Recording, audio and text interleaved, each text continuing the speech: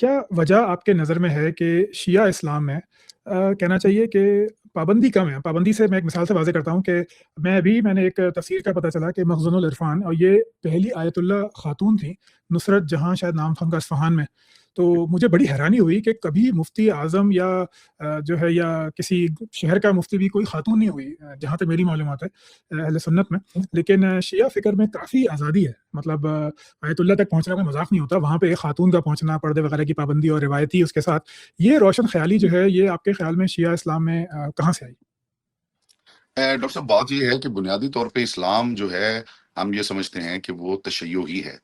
اچھا، یہ بعد میں اس میں سے چیزیں نکلی ہیں، اور ان کی بنیادی وجہ حکومت کا انفلوئنس ہے کہ اس کو برقرار رکھنے کے لیے مختلف افکار جو ہیں اس کے اندر وہ پنپنا شروع ہو گئے۔ بنیادی طور پہ جسے آپ اسلام کہتے ہیں، ظاہر ہے وہ تو رسول خدا صلی اللہ علیہ وآلہ وسلم کی جو تعلیمات ہیں انہیں کو اسلام کہا جاتا ہے۔ بالکل رسول خدا صلی اللہ علیہ وآلہ وسلم جب اس دنیا سے جاتے ہیں تو وہ یہ فرماتے ہیں کہ انی تارکن فیکم الثقلین کتاب اللہ و عترتی اہل بیتی ما ان تمسکتم بہما لن تضلوا بعدی ابدا، کہ میں جا رہا ہوں اور میں یہ دو چھوڑ رہا ہوں، ایک قرآن ہے اور ایک میری عترت اہل اہل بیت۔ بیت ہے۔ ان سے تمسک رکھو گے تو یہ تمہیں بھٹکنے نہیں دیں گے، بہکنے نہیں دیں گے۔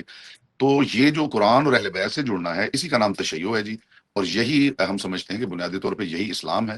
اس کے بعد پھر حکومت کا انفلوئنس اور مختلف نظریات اور طاقت کا حصول، اور اس کی بنیاد پہ بہت سارے نظریات اس میں جو ہے وہ الگ ہوتے چلے گئے ہیں۔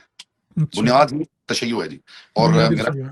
جی، اگر آپ یقیناً ظاہر ہے آپ کا تو ماضی اس کے اندر وہ رہا ہے، تو میرا نہیں خیال کہ شیعہ کے علاوہ کوئی اور کسی سیکٹ کا نام رسول اللہ کی زبان سے نکلا۔ اچھا، تو وہ سیکٹ کے طور پہ تھا یا بس وہ ایک زبان کا لفظ تھا جو آپ نے ادا کیا؟ شیعہ کا مطلب تو شاید مومن یا ساتھی ایسا کچھ ہوتا ہے؟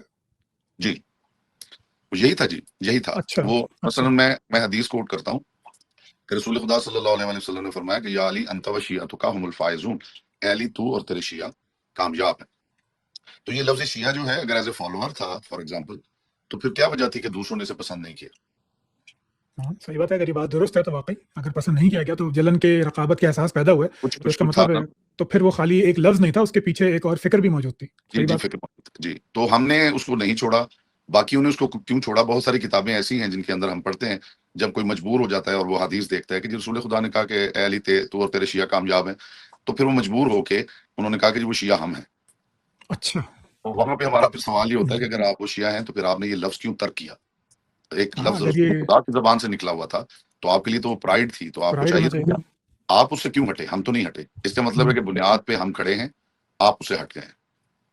ٹھیک ہے، دلیل تو بات تو وزن والی ہے، مطلب جی کہنا سر، چاہیے۔ بس یہی ہے سر۔